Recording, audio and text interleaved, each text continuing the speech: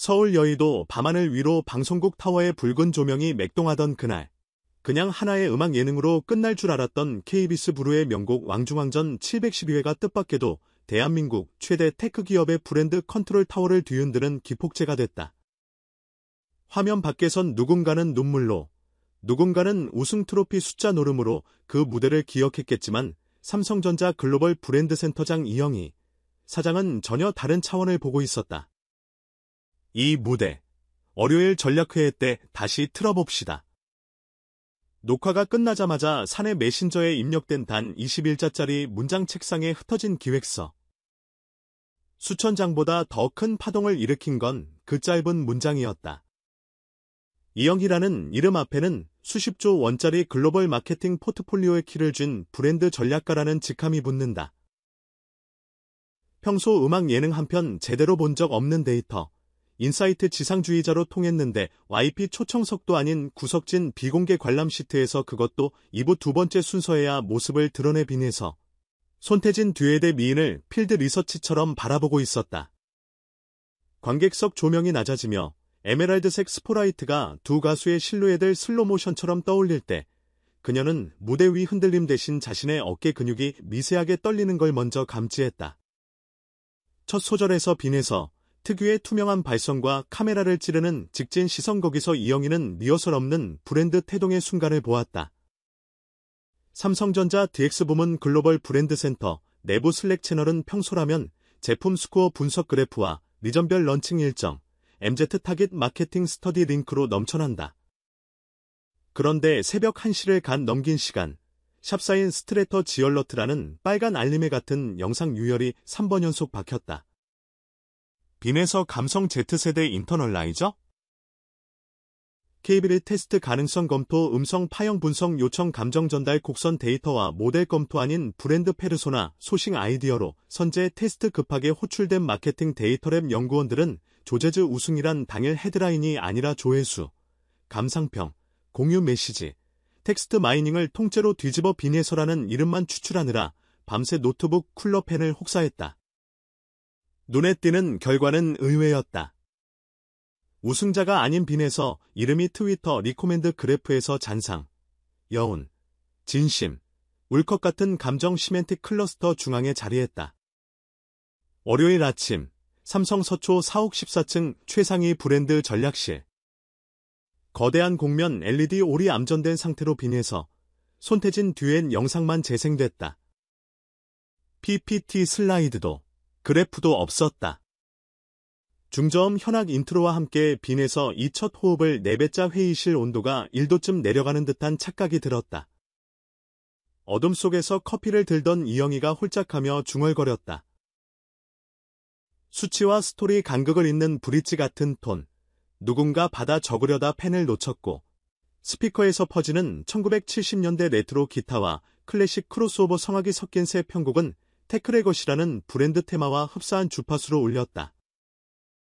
회의 끝 무렵 파워포인트가 아닌 사내 협업툴 미션 문서 하나가 새로 떴다.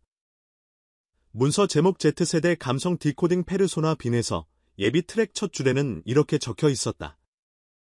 우린 지금까지 스폰서십 모델을 얼굴로 찾았다.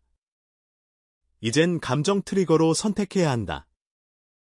보통 브랜드 모델 후보 리스트에는 이미 톱클래스 선수, 배우, K-팝 아이돌 이름이 배치되는데 이번 파일엔 시작부터 빈에서 혼자였다. 그 옆혈에는 브랜드 경험 설계 여백 95%라는 표현이 빨간색으로 하이라이트 처리됐다. 이미지 공예가 없어 첫 브랜딩 스토리를 삼성 콘텐츠로 100% 구축할 수 있다. 이것이 이영희 사장의 노림수였다. 흥미로운 건 내부 반응이다. 숫자만 믿는 하드코어 애널리스트들에게 감성 페르소나 타령은 비논리적 취향으로 보이기 쉽다. 하지만 회의 뒤풀이 자리에서 나온 이야기는 달랐다. 주요 인플루언서 광고 루어이가 포화됐는데 어차피 알고리즘 피로도가 오는데 왜 또 똑같은 카드 써? 치킨집 배달 품번조차 개성이 없다고들 하는 Z세대한테 회장님 직속 브랜드 모델이 먹힐까?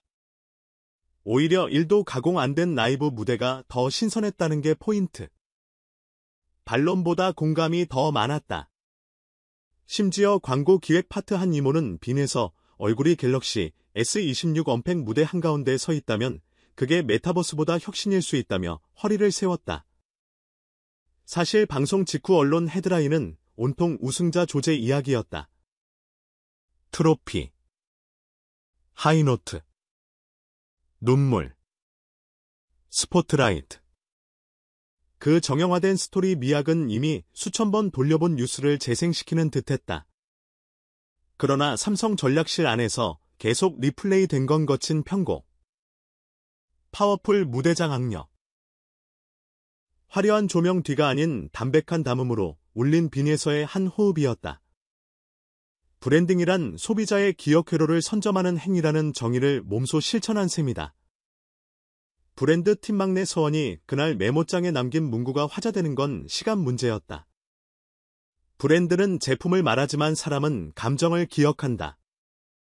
빈에서는 인이어 모니터 없는 나이브로 그걸 해냈다. 며칠 뒤 교육, 나이프 스타일 신사업 테프 킥오프 미팅에서 빈에서 사례는 케어 웰리스 감성 어택 세션의 오프닝 영상으로 또다시 틀어졌다. 나노세컨드 단위의 마케팅 실적 지표가 오가는 회의실 한복판에서 손태진의 성악화음과 빈에서의 호소력 있는 미성이 어우러지는 3분 몇 초가 흘렀다. 발표자가 프로젝터 리모컨을 내려놓고 말했다. 저 감정선을 웰리스 제품 프로덕트 스토리에 그대로 연결하면 숫자 대신 여운이 매출을 일으키는 거죠. 칸 국제광고제 트렌드를 벤치마킹 하려던 고급 영어 PPT가 한순간에 한국형 감성 SMR 키워드로 재편됐다. 이 소문은 광고 에이전시 레벨에서도 번졌다. 삼성전자 곱하기 쌓인 빈에서? 실제면 시장판도 바뀐다는 업계 칼럼이 비공개 카톡방을 돌았고 다른 대기업조차 우리도 감성 페르소나 확보해야 하는 거 아니야. 라며 좌표 찍기에 바빴다.